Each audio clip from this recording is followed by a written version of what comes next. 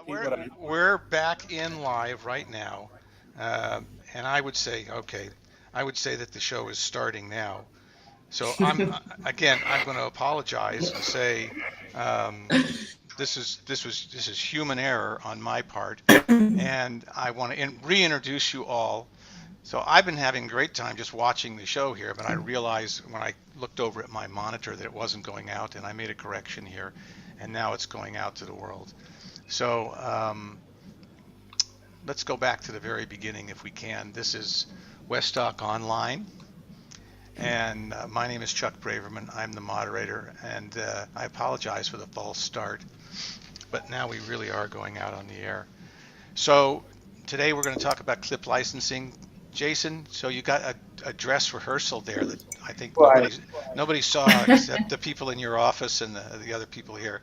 We're live from London, New York, and the Los Angeles area, and we have Jason Teichman, who's the CEO of Pond Five, Lisa Califf from Donaldson Califf, probably the number one IP law firm in the country. Certainly, if you need E&O insurance and you need to talk about clips, you go to Donaldson Califf. We had Jonathan Chin, who's executive producer from Lightbox in London, who's happened to be sitting in the offices of Channel 4. I'm guessing you're probably Channel 4 in London, and I'm probably guessing you're probably doing a show or shows. And Steve Kozak in the lower left-hand corner from AmCup, who's going to tell us what those initials stand for. So, Jason, if you don't mind, let's come back around and talk about clips. How does somebody who wants to do a show with a lot of clips, how do they figure out?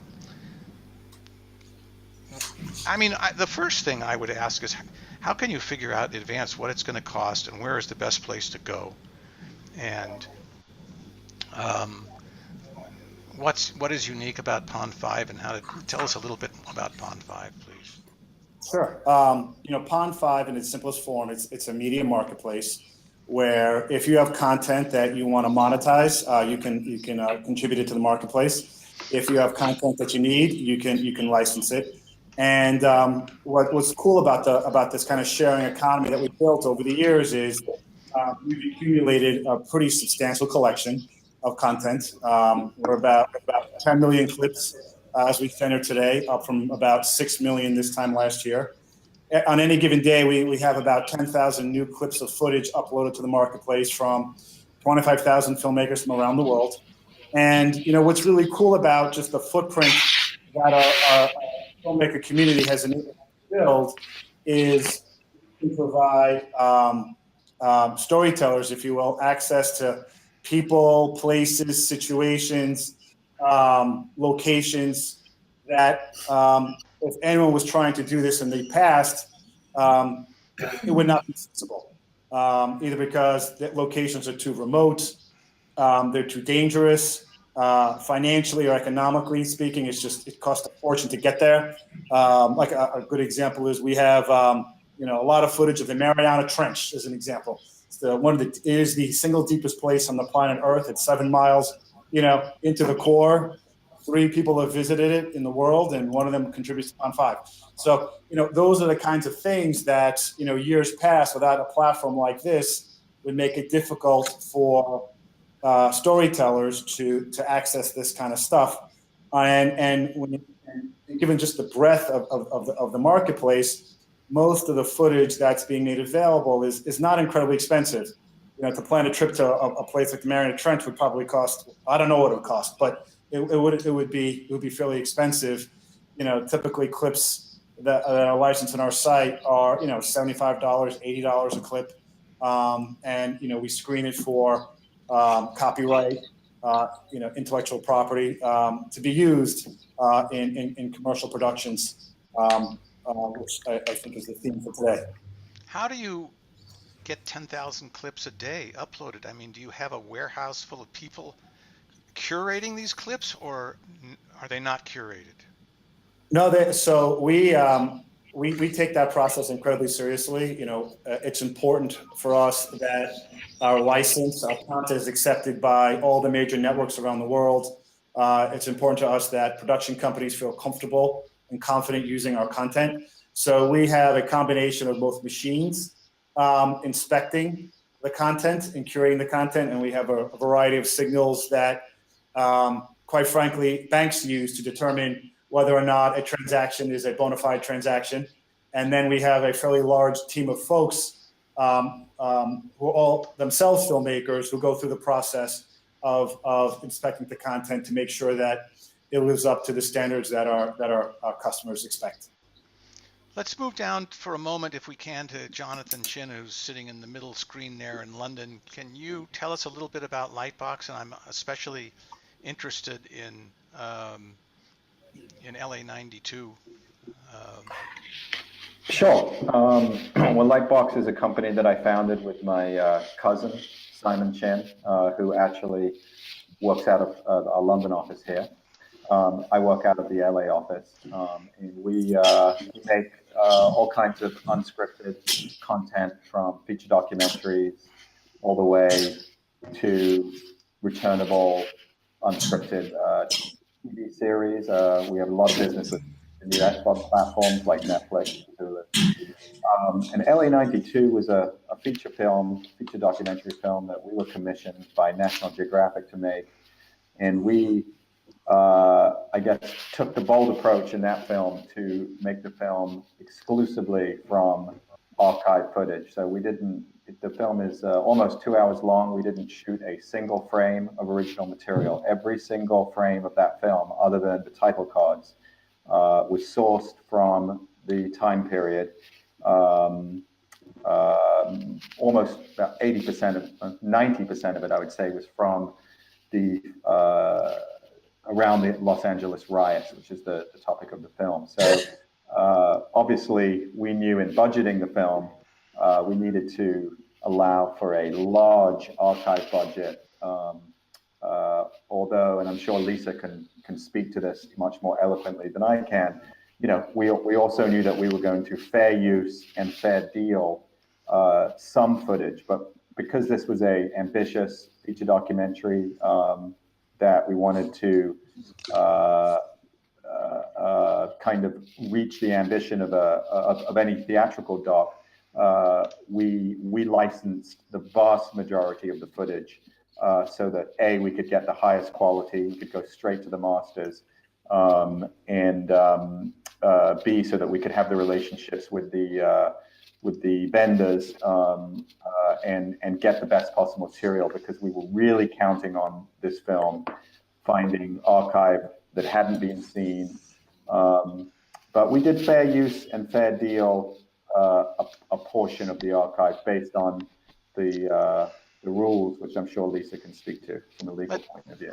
We're going to go to Lisa in a minute, but let's take a look at a 2-minute clip from the film, and so people will have a clue as to what we're talking about here. We're southbound on Pax. There appears to be 3 male blacks in a vehicle. It's a white Hyundai, I believe. At any time during this evening, did it go through your mind that this was not a human being that you were beating? The police approach black men as criminals first and citizens second. Tonight, we must tell our children that for African American children and adults, freedom is not yet a reality in the United States. If they cannot get a conviction with the Rodney King video available, there can be no justice in America. We, the jury, find the defendant not guilty. Today, this jury told the world that what we all saw wasn't a crime. We have to show Los Angeles that we are resilient. There's been a mini riot at this location. Our people have suffered not only civil rights, but the right to be a human being. How many more Rodney King does it have to be? Now they're pulling the driver out. They're beating the driver. Oh my God. How much worse does it need to get? Proclamation of a state of emergency for Los Angeles City. We have no police support whatsoever. This is not fair! This is not fair! That's not right what y'all do! That's not right! I will use whatever force is necessary to restore order.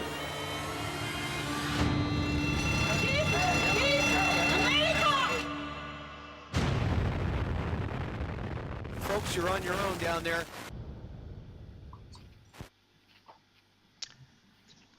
So, you know, as an Academy member, I saw that film and I was just amazed and shocked and stunned at how fabulous it is. But, you know, I'm looking at it now trying to think, how the heck did you convince Nat Geo or any network, not just Nat Geo, but those cable networks that like to pound you over the head with voiceover telling you what you're seeing, you know, what you're about to see, what you're seeing, and what you just saw? How did you convince them to allow you to do this like that with, you know, no stand-up host, announce voiceover and all that? Because that was the proposition. I mean, that's what we were selling, and that's what we were pitching. And I don't think we would have done it with a broadcaster that wasn't on board with it, because that was from the very get-go. That was our vision of how we wanted to tell this story in a way that would make it feel fresh and formally different than other treatments of that topic and other topics. So I guess we convinced them with our passion and with our I think also our choice of directors, that we felt that these were two guys who could pull it off. It's a very challenging, from a creative standpoint, a very challenging proposition to make an entire film based purely on archive. I guess we convinced them just because of our passion, to be totally honest, and our conviction that that's the way we wanted to tell the story. Was there pushback, or was there a freak out at any point in time from the No. execs and they didn't say, well, you've got to explain this, you've got to put this in context, or you've got to do something? No. We again, when we pitched it to them, the proposition was that we wanted to make a film that was archive dependent, and that we wanted to tell the story and immerse the viewer in an experience that had no context, no analysis, no retrospective look at those events, but to live in those events and never leave them. And I think, to their credit, they understood it and they put their faith in us. There was a little bit of a fear when we sent in the rough cut that they would change their mind and say, you know what, guys, we need a little something. Why don't we have Will Smith do the narration or something?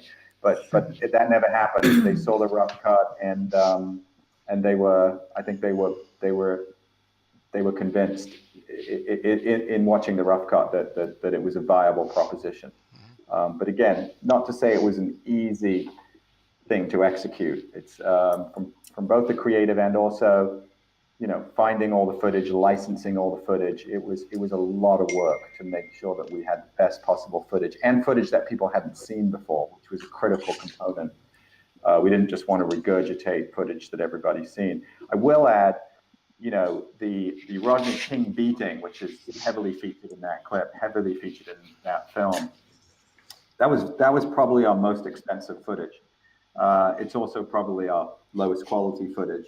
But that is a gentleman whose livelihood is dependent on the licensing of that footage. And so that footage would be very hard to fair use, because that's that guy's job, is essentially licensing that footage. And that was very expensive footage, but very difficult to tell the story of Los Angeles riots without being able to use that footage, which essentially was the spark that lit the fuse to the riots, was the videotaping of the beating of Rodney King. Isn't that footage, I'm guessing, used all the time by all the networks as fair use without... Lisa, do you want to address that footage? Is, I'm surprised to hear you say that was expensive footage, because we all know that was some guy who lived across the street who just grabbed his camera, and it wasn't a big story at the time because nobody had seen the footage, and he called up KTLA, as I recall, which is the local station, and they said, yeah, well, bring it on in, and and then they looked at it, and even they, I don't think, understood what the impact of that footage was. But Lisa, maybe you could address, because I know I've seen those clips 100 times on 100 different stations, and I'm sure that unless this, I mean, don't see a copyright anywhere on there, and sometimes, they pay a stringer $100 or $150 for a clip, and thank you, goodbye, and they, the channel claims they own the film, and most, in some cases, at least that's the way it was. Let's talk about that clip. Sure. And the yeah, film. I'm happy to. We have fair use of that clip. We've opined that our clients can fair use that clip in different documentaries and nonfiction programming that we've worked on. But that doesn't mean that every single time that clip is used, it's fair use. And I unfortunately did not see LA 92, and I regret that, and I will make a point to see it. But unfortunately, we didn't get to work on it. So I actually have some questions for you about it, Jonathan. But I'm imagining that you used an extensive amount of it, and you may have used it creatively, and you may have used it over and over again to hone in on a point. And if you wanted to use it pursuant to fair use, we may have said, you know what, you can use this once at this one time, and that's it. And it would have limited your creative ability to use it in the way you did. So it doesn't, just because you can fair use it doesn't mean it's fair use in every single instance. Can we back up just a sentence for those who aren't completely familiar with the term fair use? Is there a simple, maybe this is an unfair question, but do you want to give us a simple, short version of what is fair use? Of course. So fair use is your legal right, and it's under U.S. law, to use a limited amount of copyrighted material without a license. And the reason you're allowed to do that is for the purpose of comment or criticism. And the way we like to kind of explain it is that we have this First Amendment right to free speech, and then we also have copyright, which is a total monopoly on somebody's work. And fair use is sort of a bridge between the First Amendment and copyright law, and it allows people to use a limited amount of that material, but not infringing on their market or really compromising that copyright holder's rights. Is that good in a nutshell? Yes, I just think it's the appropriate time right now, just for a moment, to say, as a filmmaker, when fair use sort of became the thing about 10 years ago, all the documentary filmmakers were jumping up and down and saying, wow, this is great, we can use clips for free. But it's a double-edged sword, isn't it, Lisa? Because it can be, and it is an incidental benefit that your costs are lower when you use materials pursuant to fair use, but that's not the primary reason we're doing it. And we always advise filmmakers that you have to be mindful of other people's stuff. You have to be willing to, you have to look at something and say, how can I justify taking that and not licensing it? What is the purpose behind it? So, people go to Pond 5 and they pull clips and they're like, we want to fair use this. I'm like, well, one, you can't fair use it because there's a watermark across the entire thing, and you're obligated to license it when you go on that site, and you're going to pull things from there. So you have a contractual obligation to do so. And then secondly, that Pond 5, it's easily accessible. It's not cost prohibitive. It's not something you're not going to be able to license because your documentary is controversial. So you should license that material. Then there's a lot of other things that you really should use pursuant to fair use. So if you're doing a documentary film that's critical of the entertainment industry and you want to use film clips, you actually could not license those film clips from the studios because there's a provision in the studio licenses that says if your film is in any way derogatory or negative or talks critically about the entertainment industry or this film or any of the executives, you can't use this clip. So it's actually the only way you can use that is if you use it under fair use.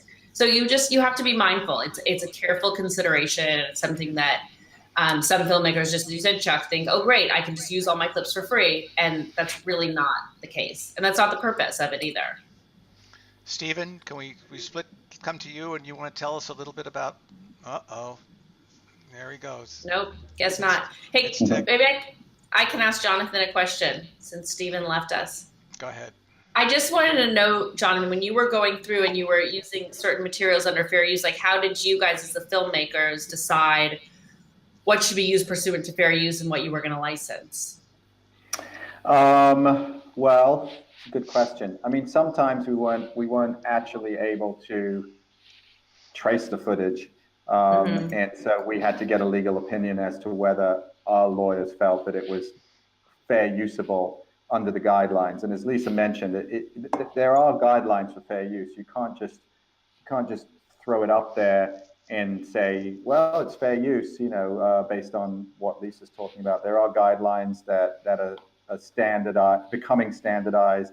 As Lisa mentioned, you can't use a clip and alter it, and use it for creative purposes that fall way outside of what the original content was intended to be used for. So there are some quite important guidelines I think that filmmakers need to be aware of, and a set of requirements that before you're going to get an opinion from a lawyer saying their advice is that it's fair usable.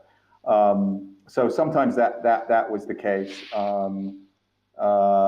and you have to make a judgment call. I mean, it's a little bit of what you were saying, Lisa, is that there was some footage maybe that would have been difficult for people to get their head around licensing for political reasons. And I think, again, to Lisa's point about this being a little bit of the right of the filmmakers to be able to use material to make a point, to make a critical point. If you're bound to just licensing material, that's going to limit you in terms of the things you can say as a documentary filmmaker. I don't know if that answers your question, but yeah. we licensed the vast majority of the footage. Because we're filmmakers and we think that licensing is a good thing. Also fair using is a good thing, but licensing is a good thing because somebody shot that footage, and if you want to use it in a certain way, you should license it. We also had the resources to do it. I mean, you're right, Lisa, it's not about money. Yeah. In this instance, we had the resources to license pretty much what we needed to license. Right. And we had no production budget. We didn't shoot a frame. So, and we wanted the highest possible quality because this was a film that played in theaters. So, when you're projecting, quality becomes an issue. And, and so for all those reasons, we ended up licensing the vast majority, and the archive budget was very, very large, very large. Yeah. For that reason. Let's go to Steve and give him a chance to see if we can stay connected there to your office. Do you want to tell us what you do and a little bit about what your background is, and take it away? Can you hear me? Yes. Yes. So yeah, I'm working at Disney right now, and we have a proxy wall issue here. That's what I'm trying to slowly figuring out.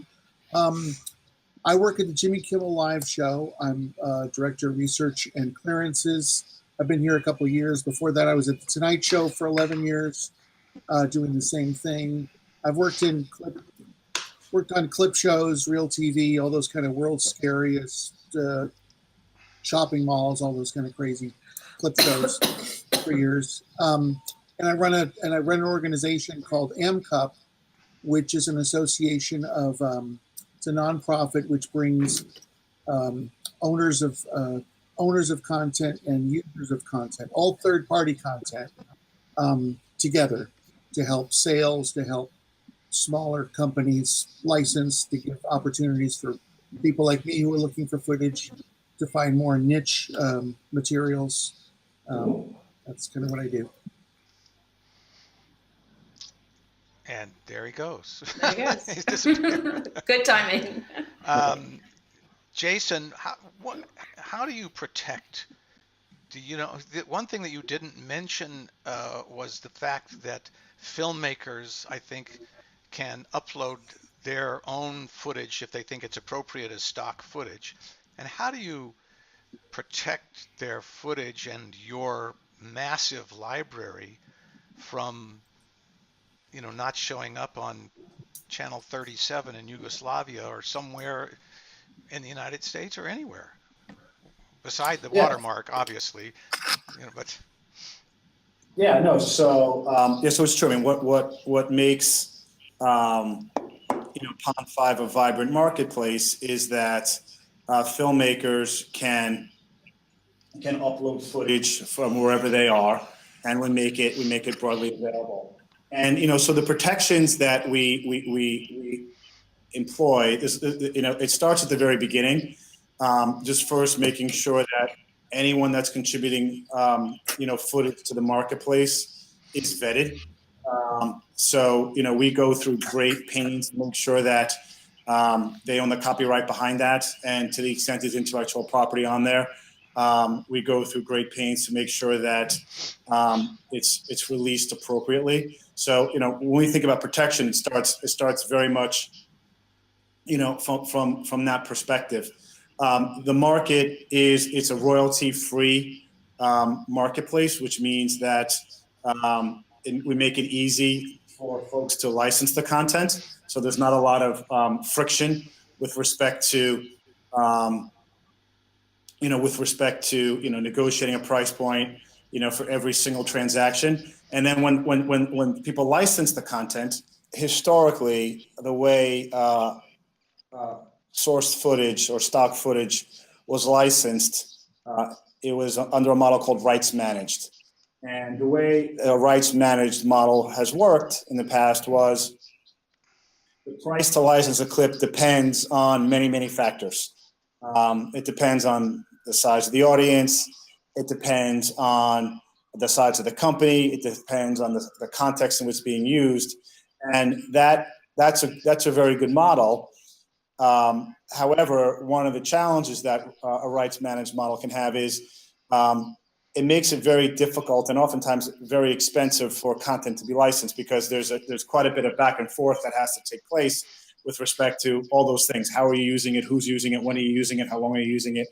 And it oftentimes restricts sales. So the model we have employed for the benefit of the whole marketplace overall is what's called a royalty-free license. And the royalty-free license is very simple. It allows whoever is licensing the content, the price is one price, irrespective of how we use it, and you have the right to use that content, under the terms of the license, in perpetuity, worldwide across all media, and that makes it really easy for folks to license content without having to not only figure out how they're going to use it, but then on the back end, remember and then build the infrastructure to track, okay, I have this clip licensed with this stipulation. I need to make sure I only use it in X, Y, Z circumstances. Our content, or rather our filmmakers' content under the license we provide, makes it easier to consume and then use in your stories.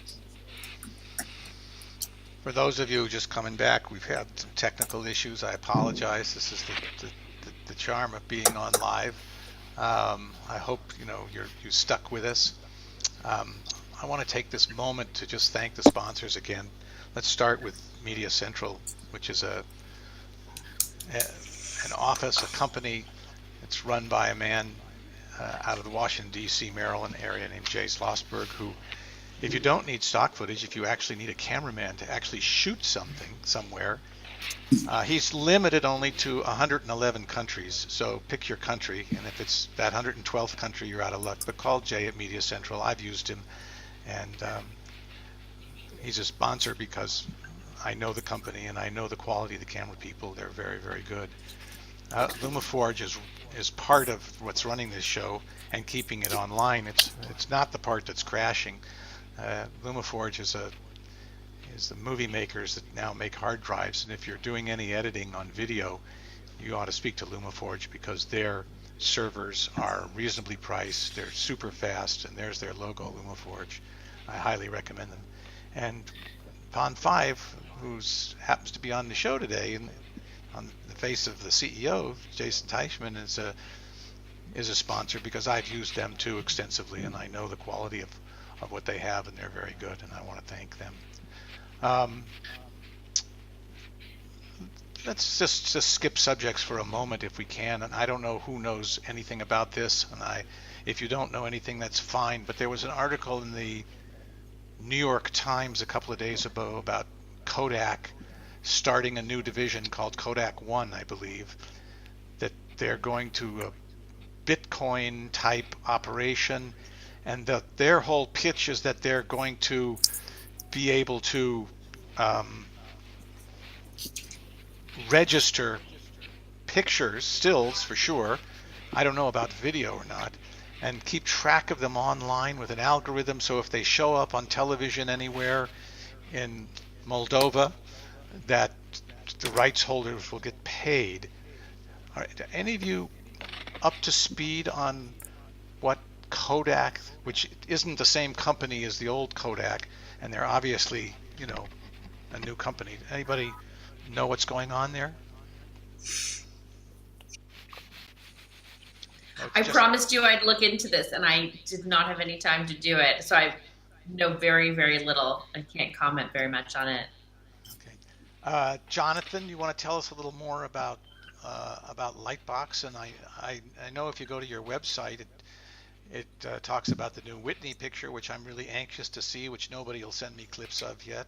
I was hoping that you have some clips. Oh, and some of your other projects that you're working on? Sure. Well, we are. We've just finished up a feature documentary. It's the first and probably only authorized story of Whitney Houston. We were approached by Whitney Houston's estate to make an authorized film, although having finished it, I can say it doesn't feel necessarily like an authorized film. There are some fairly interesting revelations, and it's certainly a warts and all kind of picture of Whitney and her life and her legacy. And then we've also just started production on a film for the BBC, even though I'm at Channel 4 here, the competition, but that is really it's a film, like the best way to call it is a study in power, but the subject of the film is none other than Mr. Harvey Weinstein. So that speaks to Lisa's point about making a film that's critical of the industry that you might need to license footage from, that being Miramax and the Weinstein Company. We're certainly, maybe we should speak to Lisa and her firm about coming on board this film, because it's going to be a very interesting film to make from that perspective. But clearly we're going to want to see examples of Miramax and the Weinstein Company films in making a film that portrays Harvey Weinstein. So it's the sort of definitive story of Harvey Weinstein. We're sort of pitching it a little bit like Citizen Kane, but about it's really Citizen Harvey, and that'll be an interesting process in terms of certainly fair using some material, because I can't imagine that the Weinstein Company is going to be very, very happy about the film that we're going to make. But we have a right to make it. We have a right to make it, and we have a right to use examples of Harvey's work in order to illustrate the point that we want to make. So that'll be an interesting process. Are there other issues when you use a clip from a feature film? You not only do you have the rights to the actual film you have to deal with, what about SAG-AFTRA, DGA, WGA, music clearance? Yeah, well, I mean, interestingly, we made a film a few years ago, and I believe Lisa's company were our lawyers on it. I believe this was a Donaldson Califf. I'm pretty sure they were our lawyers on it, and they are very, very well versed in fair use. It was a film called Atari Game Over that was directed by Zach Penn, and we used clips of E.T. the movie, Raiders of the Lost Ark, and that was all fair use.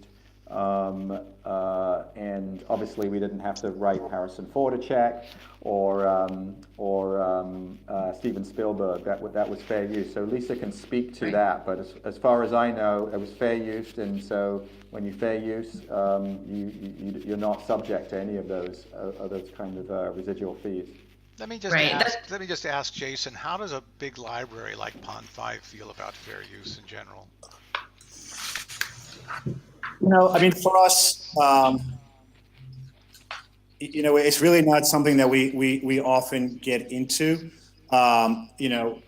I think, Lisa kind of commented this in the beginning, the type of footage that we make available, really at the price point we make available, from our perspective, it isn't necessary to have to fair use the content that's available on our site, because the copyright holder is the filmmaker is stating that this clip is available for anybody to license at not really a significant price. So from our perspective, if it's something that a filmmaker has stated that they're willing to make available freely, then of course we're biased, towards compensating the filmmaker. But then on the other side, to the extent that it's integral to the story and it's not freely available, then of course, principles of fair use should apply. So just as a point of reference, I was watching a show, this was probably 2 months ago on CNN. They're a rather large network and they have rather good budgets for feature documentaries. And sure enough, less than you would think. Well, thank you. Thanks, Jonathan. The point that I'm getting at is that here I am sitting back, relaxed, watching this show, and up pops a clip from one of my films. And it certainly gets your attention right away. And I immediately started making notes, and then I went back and looked at the show again on demand, or I had it on DVR, and I made exact notes of how much they used. And I looked at the credits, and it was it's a major production company, and lo and behold, there in the credits is Michael Donaldson, Lisa Califf. And so instead of calling up the production company and upsetting myself, saying, I'm pretty easy to find. If you really, if you want to send me a check, you could probably have sent me a check. I called up Lisa, who has represented us in the past on films. And Lisa started laughing on the telephone. And just like that laugh right there. Just like that. It was an uncomfortable laugh. That's what it is. It was a very uncomfortable laugh. If you think it was uncomfortable for you, imagine how I felt. And she said to me, what did you say, Lisa? Do you want to tell them? Sure. So this actually, I told Chuck I've been waiting for this call because we work on hundreds of films a year. And inevitably, one of our clients is going to take footage from another one of our clients. We advise on fair use all the time. And Chuck was the first person to call when that actually happened. And I explained to him that it's not about how easy it is to find the person. It's about how it was used and whether it was used within context. And I guess it's a good time to tell you, our office kind of distilled fair use into these 3 distinct questions. And if you can answer these questions, yes, really solidly, then you're going to have the ability to use that material under fair use. And the first question is, are you using the material to demonstrate a point being discussed in your film? And then is that point, are you using an amount of that material that's reasonably appropriate? So you're not using too much, you're not using it just for the entertainment value, but you're really using it to demonstrate that point. And is the connection clear between that point and the asset you're using to illustrate the point? And I think with Chuck's footage, we very solidly can answer yes to all 3 of those. So I did opine that was fair use regardless of who the copyright holder was. And so that's what happened. And we had to have the uncomfortable conversation with Chuck about that. And he came back and said, well, I'm going to fair use a bunch of stuff in my next project. You're going to have to fair use it. So that's essentially what happened. I think, it's like I said, it's a double-edged sword for filmmakers. And I think what was upsetting to me was it wasn't even the it was a 1-minute clip, 2 clips that added up to a minute. And it was a good lesson for me as a producer too. And that is that I think I just felt sort of taken advantage of to some degree.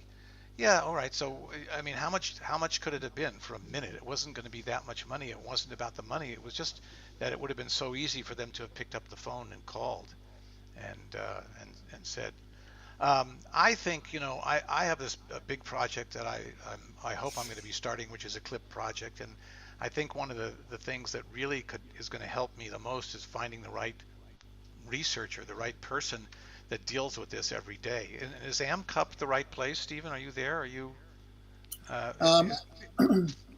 Absolutely, yeah.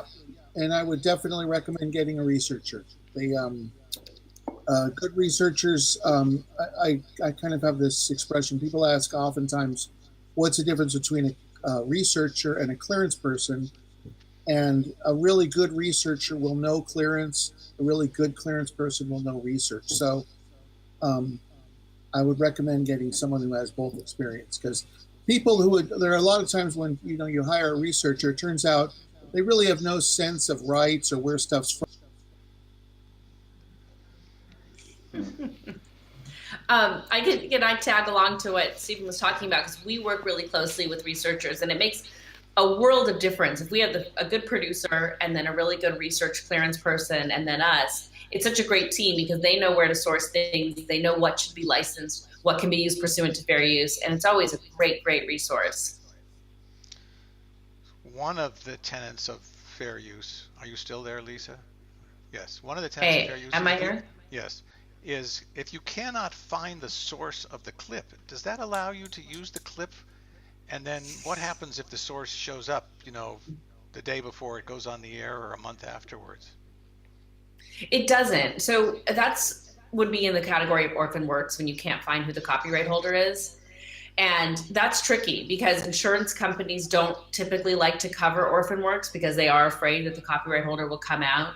But what we try to do with that is get the use of that within the parameters of fair use, so that we have belts and suspenders protection for them. So we know they're covered under fair use. It's also an orphan work. And what we also tell people is, be prepared to license this. If the person comes forward, they have a reasonable license fee. That's the first time I've heard that expression, belts and suspenders protection. We say belts and braces in the UK. Belts and braces. Very, very common expression. I think that's great. Well, I'm running out of questions about fair use, and I'm surprised that nobody knows about the Bitcoin thing. But go ahead, Lisa. I actually can comment on that. I was on mute if you want me to. Go ahead, please, Jason, and we'll come back to you, Lisa.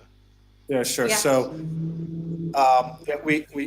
I'm not an expert on it, but we do study, digital rights management. It's part of what we do, and the Kodak thing is a form of, a digital rights management, which makes use of what's called blockchain, and blockchain is everyone's heard of, all of the kind of like initial coin offerings going out the door. Ethereum, is a form of a blockchain. And essentially what blockchain does, which is very cool, is instead of having one centralized record of truth, that record of truth is distributed across, in the case of blockchain technology, thousands and thousands of ledgers. And it makes it very difficult to corrupt, because in order to have thousands and thousands of ledgers corrupted, that would require a lot of synchronization of what is ultimately a series of anonymous ledgers. So,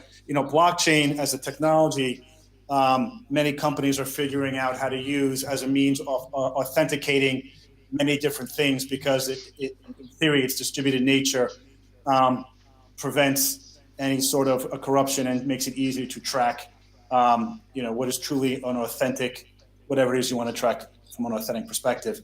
The Kodak thing is plays off of that, but it also has a component which is not totally clear, which is you can buy and sell your digital works using Kodak currency, which is a little bit challenging because while the cryptocurrency is obviously getting a lot of press today, I believe one of the requirements associated with using the Kodak blockchain is accepting or facilitating payment in Kodak dollars, and it's hard to spend Kodak dollars outside of that little Kodak universe. So, I 100% applaud, the application of blockchain. I think that we've only recently begun to see its potential, but this one appears to be a little bit early, and certainly limiting, any payment for your digital works to a Kodak currency, at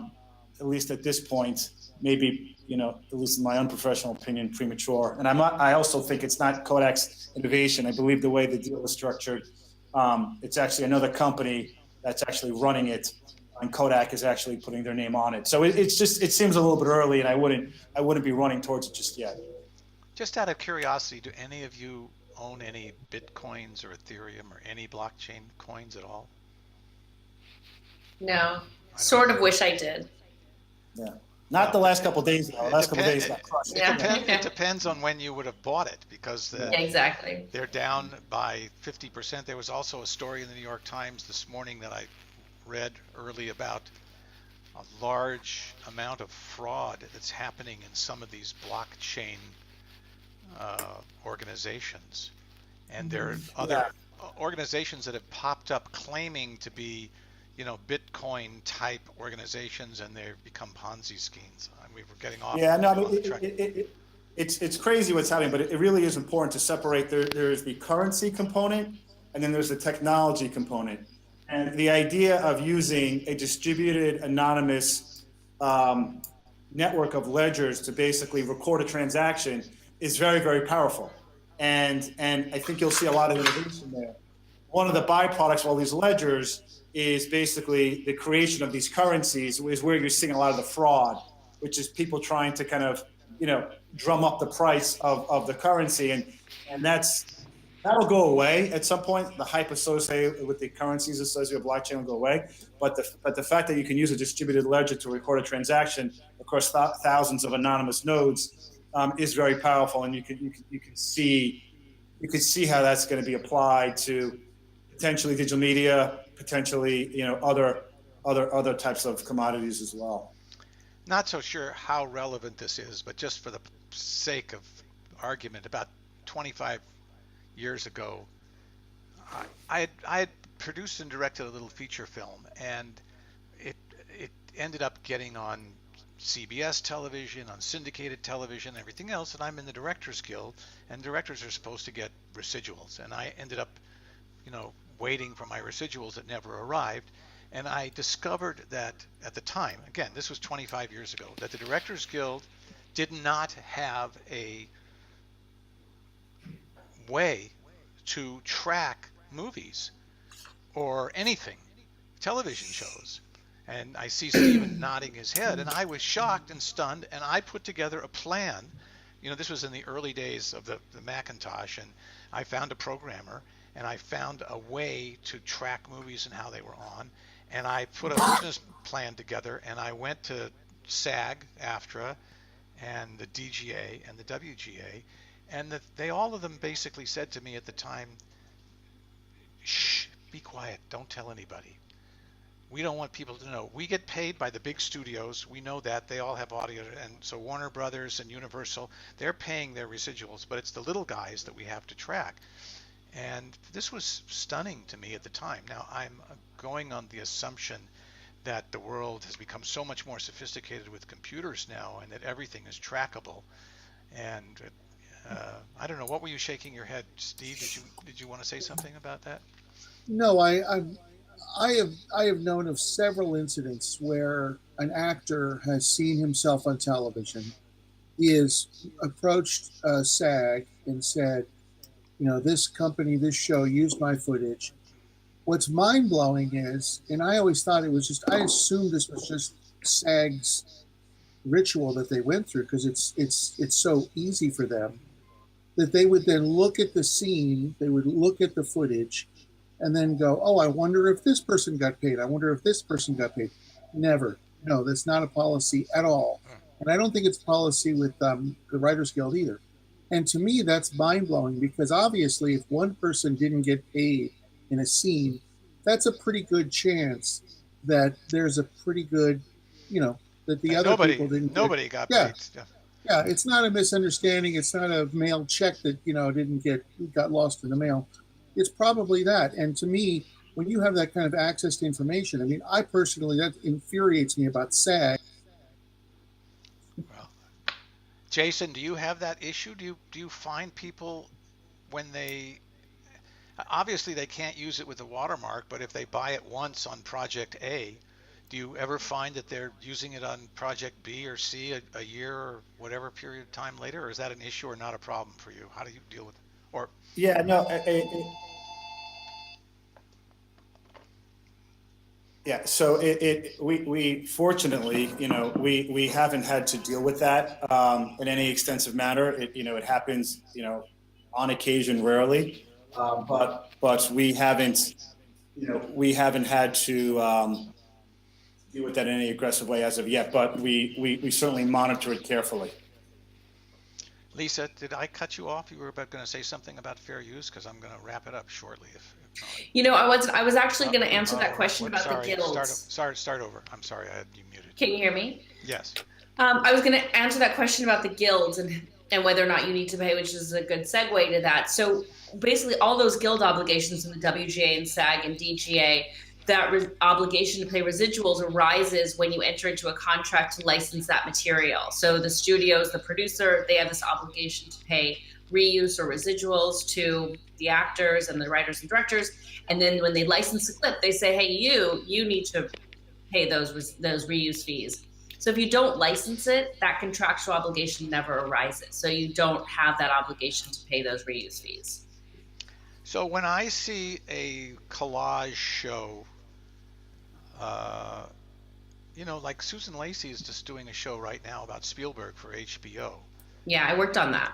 Okay, so here's a good question. Does she I would assume, tell us, how is that working? Because if you have a scene, any Steven Spielberg scene, you're going to have 42 people standing there probably. Well, and you have to pay. How does that work? Isn't that they enormously? Every clip in there. I did a very limited fair use review for them, but they licensed every single clip. They're paying every single reuse fee. They got permission from every actor that they needed to, and it was a lot of work for them, but they did it. And they did the same thing. They just worked on a Jane Fonda doc that premiered at Sundance, and they did the same thing where they licensed everything. That wasn't as clip intensive as the Steven Spielberg one, but they're a licensing team, and they have the budget to do it.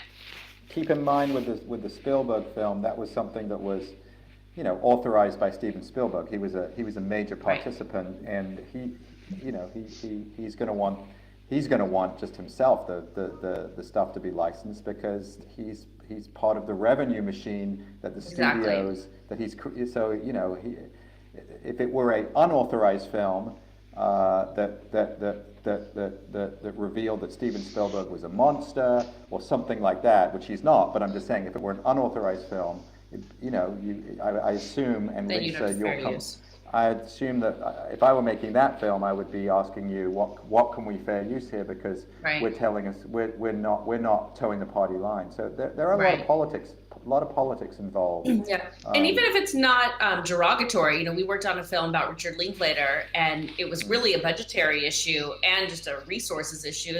But they fair used all the clips that they used from the Richard Linklater films, and it was very solid fair use. They had their interview subjects talking about those clips, talking about those moments. Matthew McConaughey talking about being in Dazed and Confused, and we used all those clips pursuant to fair use. And it's almost just a different style. These guys, was an HBO commissioned film with Steven Spielberg, and they had the resources to do the clip licensing, and that's what they did. But it must have been, obviously assuming that Spielberg is in favor of it, and I'm sure it's a wonderful film, but it had to be tremendously expensive, didn't it? Just to pay. I'm not even talking about the rights to the film. I'm just talking about the reuse of, just WGA, DGA, and SAG alone. Yeah, I know. I actually don't know what their budget was, but it was very high. Yeah, and all the music, all the compositions that are there. If there's any third-party music. The music is the key thing, because music is I believe much harder to fair use, maybe impossible to fair use. Music's a whole different issue, but it put it this way, it has to be affordable, otherwise nobody would do it. So if it was not affordable, then there is a marketplace for licensed footage, and it's expensive. Again, some footage that you would think is not expensive, i.e. the Rodney King beating, ends up being very expensive. Some footage that you think would be very expensive, ends up for whatever reason being much more reasonable. So in answer to your first question, Chuck, which is how do you budget a film that has extensive archive or any archive in it? I mean, the short answer is experience. You know the drill, you've done it before, you know roughly how much the kind of stuff that you're talking about licensing is per minute, and you always want to say, okay, 50% of this film is going to be archived, or 10%, and then you do a rough, what we say back of the fag packet kind of calculation based on the kind of footage it is. You times it by the cost per minute, and that's the best you can do. But with experience, you get very good at it. You get very good at kind of predicting how much per minute the archive that you need is.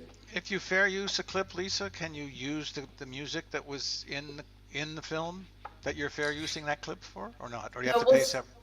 No, we do. So what our stance is in the office is that if the music is actually married to the clip and you're not cutting it all to the music, then you can leave it that way, because that's how the clip was and that's how it was intended to be. So the whole thing is fair use.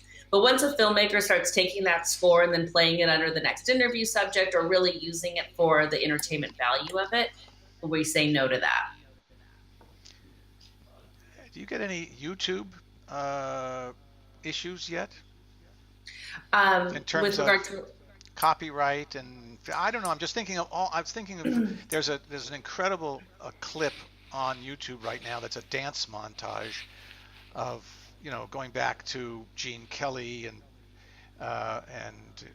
all the superstars in the 30s, 40s, and 50s dancing to a piece of music, and it uses 25 or 55 films, and it's been seen 10 million times on YouTube. Yeah, we do.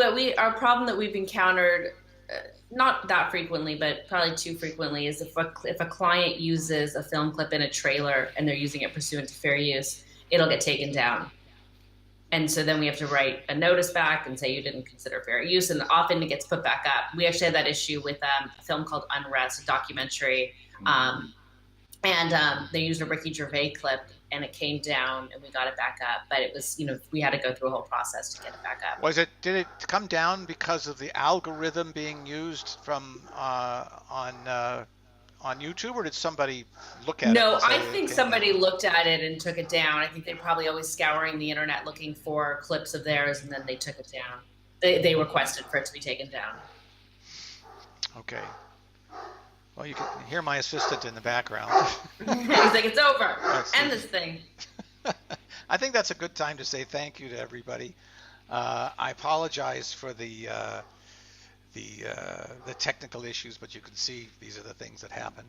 And if you guys will stick around for a moment, I'm just going to roll this crawl, and I want to say thanks, everybody. This will be on the Westdoc site. This will be on Facebook Live. It'll be on YouTube, and hopefully it'll be cleaned up and put together. So thanks very much. And maybe it'll be fair use one day in some documentary about fair use. Exactly. Thanks, everybody. It was great. Thank you.